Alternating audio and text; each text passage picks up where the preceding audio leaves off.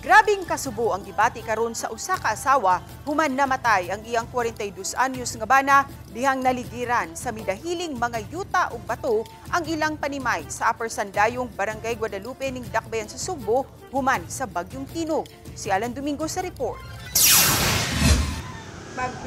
Sa insidente hapit usab magkalas ang asawa ug ang ilang upat pa lang kabuan nga anak. Matod ni Charlie nakamata siya kaadlawon dihang nagpasuso siya siyang anak. Wa pa gani siya makapadug-ab sa bata, mipaka na ang ilang balay ug naigo kini sa yuta ug bato. Ang iyang bana nga si Jaime maoy nagrebihan ug nakalas dihang natabunan sa yuta. Si Charlie natabunan usab ang katunga siyang lawas. Gikuptan niya ang iyang anak og giisa aron makaginhawa samtang misinggit siya og pakitabang. Unang giluwas ang iyang masuso ug naglisod sa paghawas ang mga rescuer sa katunga siyang lawas nga nalubong sa midahiling yuta.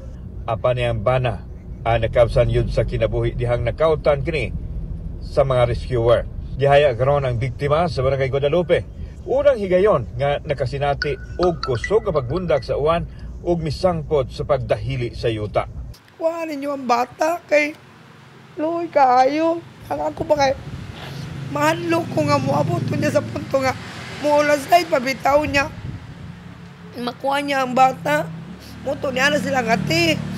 Dili man may kable sa pultahan kay nadaganan man sa sayuta. Ilat akong ibton.